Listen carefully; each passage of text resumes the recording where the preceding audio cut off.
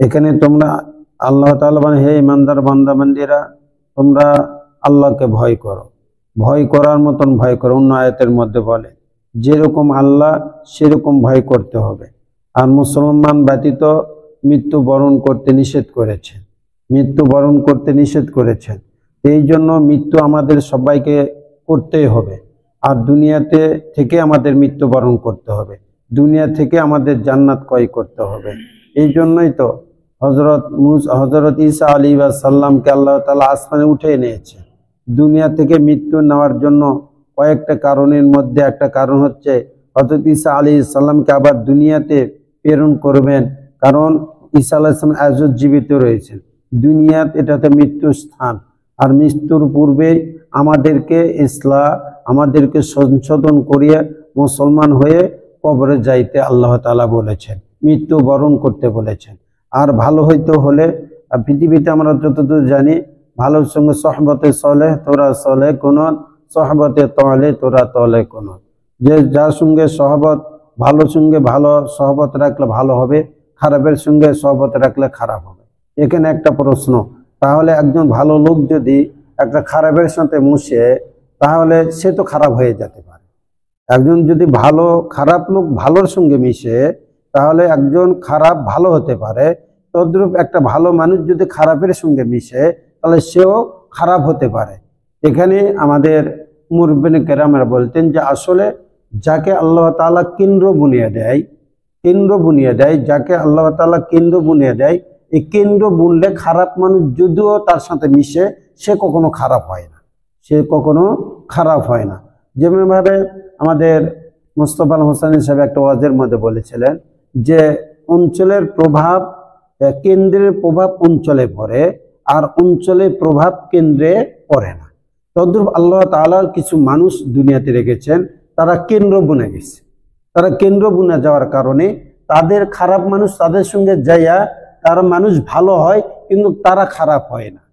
এই জন্য উনি কেন্দ্র বুনে যাওয়ার পরে, আর যদি কেন্দ্র না হয়, এলাকার মধ্যে হয়, এলাকার প্রভাব কেন্দ্রে পড়ে না। আমি যদি এখন এখানে বলি যে আমি বাংলাদেশের প্রেসিডেন্ট, কালকে এরকম ভাবে পেপারের হেডলাইন আসবে, পাগলে কিনা কয় ছাগলে কিনা খায়, মালতীনগর একজন পাগল বাইর হয়েছে, সে বলে বাংলাদেশের প্রেসিডেন্ট।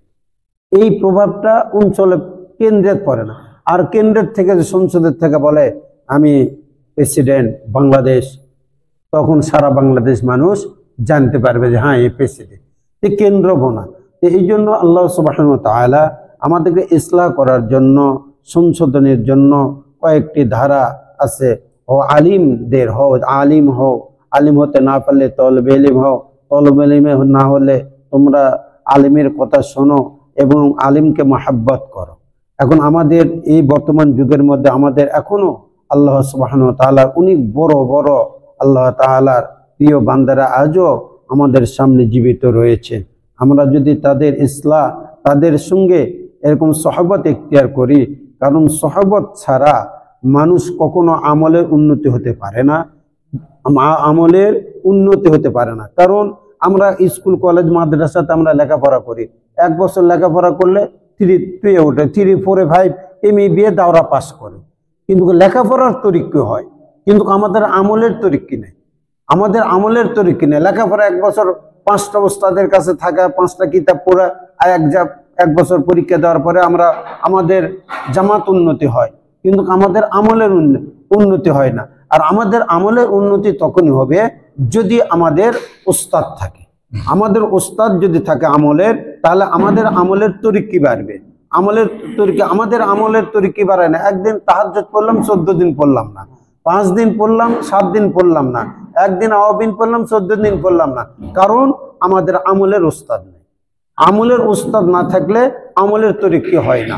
এমনি ভাবে এই আমাদের দুনিয়াবি লেখাপড়ার মধ্যে আমাদের ওস্তাদ আছে, এই জন্য বছর অন্তর বছর আমরা ক্লাস উন্নতি দাওরা এরকম ভাবে অনেক কিছু আমরা পড়ে যাই, কিন্তু আমরা ওই 5 ওয়াক্ত নামাজ পড়ছি, এখন এই 5 ওয়াক্ত নামাজ তাহাজ্জুদ ধরতে পারি নাই।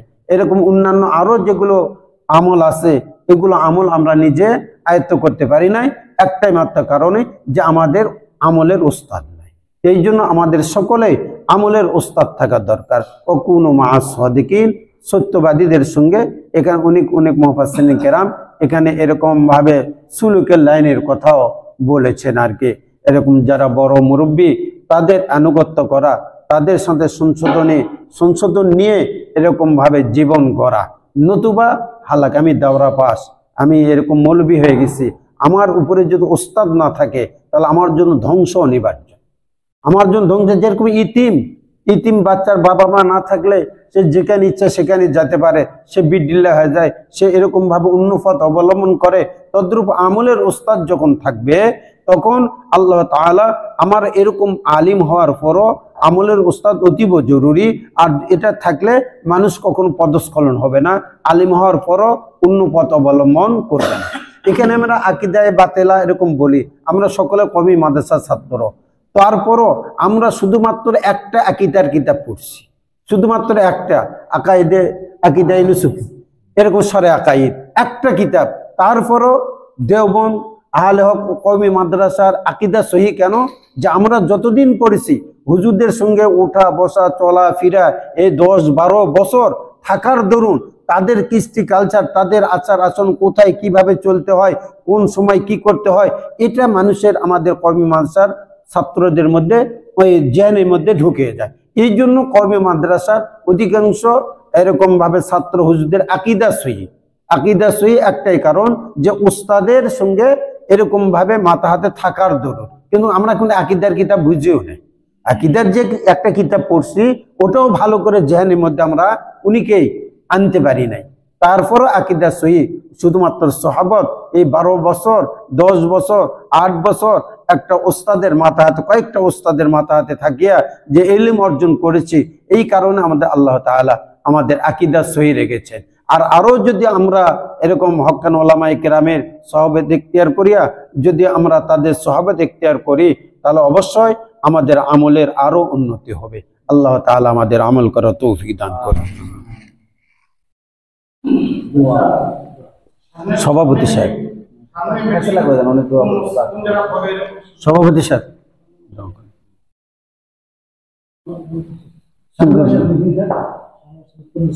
হ্যাঁ